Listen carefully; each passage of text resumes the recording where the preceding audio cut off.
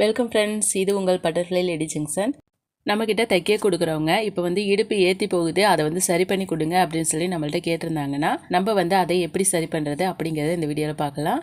நான் வீடியோவில் எதெல்லாம் கரெக்ஷன் பண்ண போகிறேன் அப்படிங்கிறத முன்னாடியே சொல்லிடுறேன். இதை நீங்கள் கேட்டிங்கன்னா உங்களுக்கு ஒரு கிளாரிட்டி கிடைக்கும், உங்களுக்கு கட் பண்ணுறதுக்கு ஈஸியாக இருக்கும்.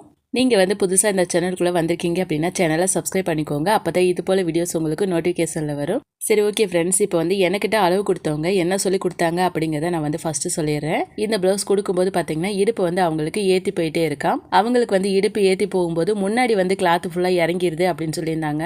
இதை நம்ம அளவு ப்ளவுஸ் வச்சு என்ன பிரச்சனை அப்படிங்கிறத தெரிஞ்சுட்டு அதை எப்படி சரி பண்ணுறது அப்படிங்கிறத பார்க்கலாம். இவங்க மற்ற எந்த கம்ப்ளைண்ட்டுமே சொல்லலை, மற்ற எல்லாமே சரியாக இருக்குது அப்படின்னு தான் சொல்லியிருக்காங்க. சரி, ஓகே, நம்ம இது எதனால் வருது அப்படிங்கிறத ஃபஸ்ட்டு தெரிஞ்சுக்கலாம். நம்ம அளவு ப்ளவுஸை ரெட்டையை எடுத்து வச்சுக்கலாம். இதில் பார்த்தீங்க அப்படின்னா நம்மளோட பேக் சைடில் லென்த் பார்த்தீங்கன்னா 13.25 வருது. இடுப்போட அளவுக்கு தகுந்த மாதிரி தான் இருக்குது. ஆனால் ஃப்ரண்ட் சைட் பாருங்கள், ஃப்ரண்ட் சைடில் முன்னாடி பாருங்கள் பட்டி ரொம்ப ஏறி இருக்குது, அதாவது பட்டி சைடு. அப்போ அவங்களுக்கு என்ன ஆகும் அப்படின்னா முன்னாடி கிளாத் ரொம்ப கம்மியாக இருக்குது.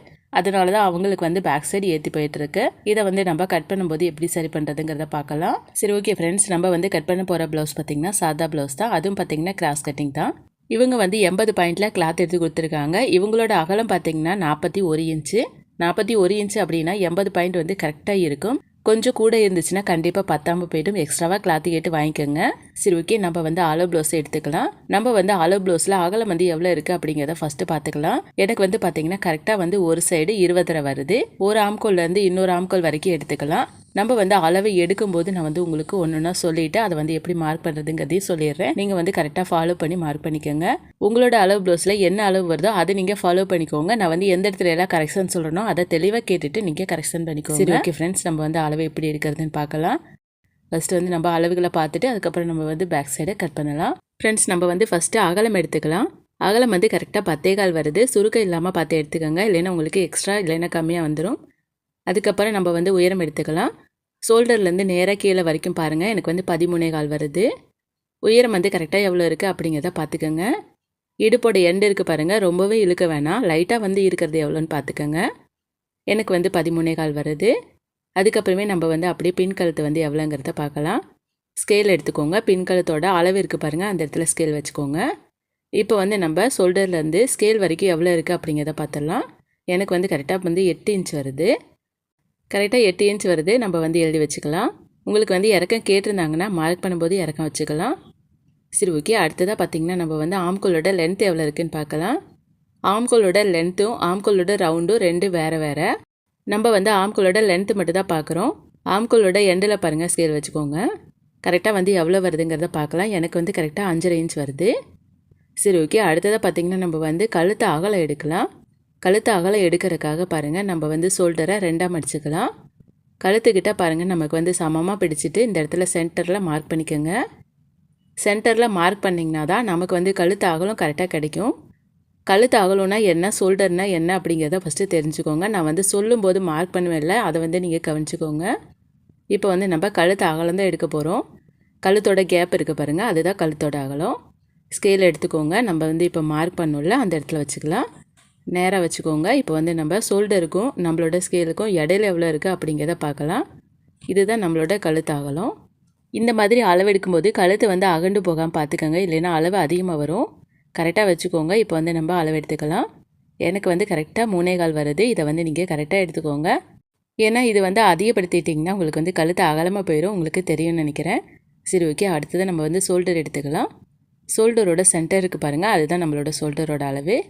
அதில் எவ்வளோ வருதுங்கிறத பார்க்கலாம். கை ஜாயின் பண்ணியிருக்க வரைக்கும் எவ்வளோ இருக்குங்கிறத பாருங்கள். கரெக்டாக எனக்கு 2 இன்ச் வந்துருக்கு. இது உங்களோட அளவு எவ்வளோ வருதோ அதை நீங்கள் நோட் பண்ணிக்கோங்க. பாருங்கள், கை ஜாயின் பண்ணியிருக்கிறதுக்கு பக்கத்தில் கழுத்து பீஸ் ஜாயின் பண்ணியிருக்காங்க இல்லையா, அது ரெண்டுத்துக்கும் நடுவில் இருக்கிறது தான் ஷோல்டர். கழுத்து அகலம் வேறு, ஷோல்டர் வேறு, அதை நீங்கள் கவனிச்சுக்கோங்க. எனக்கு கரெக்டாக 2 இன்ச் வருது. நான் எழுதி வச்சுக்கிறேன்.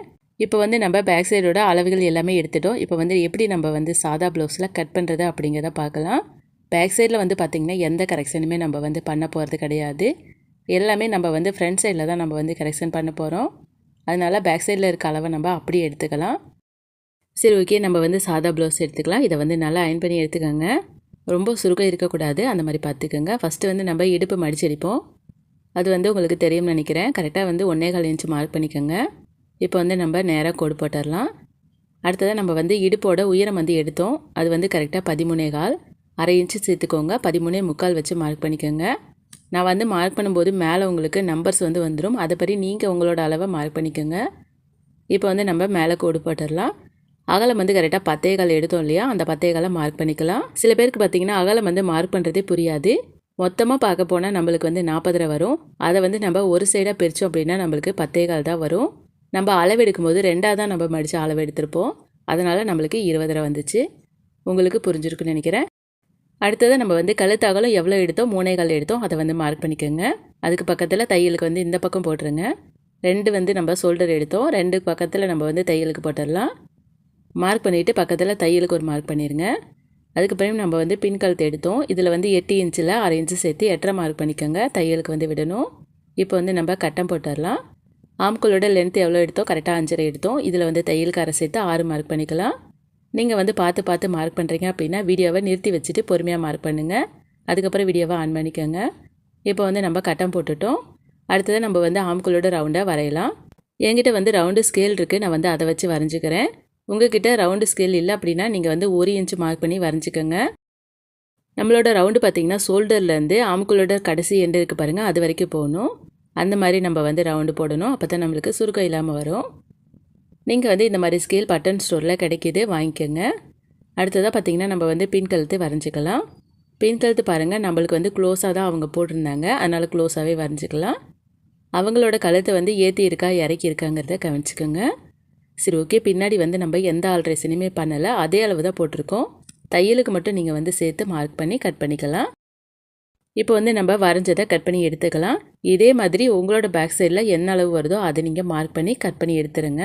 நம்ம வந்து ஃப்ரண்ட் சைடு மட்டும்தான் ஆல்ட்ரு பண்ண போகிறோம். ஏன்னா அவங்களுக்கு வந்து ஃப்ரண்ட் சைடு ரொம்ப கம்மியாக இருந்துச்சு. அதனால தான் அவங்களுக்கு வந்து பேக் சைடு ஏற்றி வந்துகிட்டே இருந்தது. நம்ம வந்து ஃப்ரண்ட் சைடை அகலத்துக்கு தகுந்த மாதிரி நம்ம வந்து மார்க் பண்ணி கட் பண்ணி தைச்சி கொடுத்தோம்னா அவங்களுக்கு வந்து சரியாக வந்துடும்.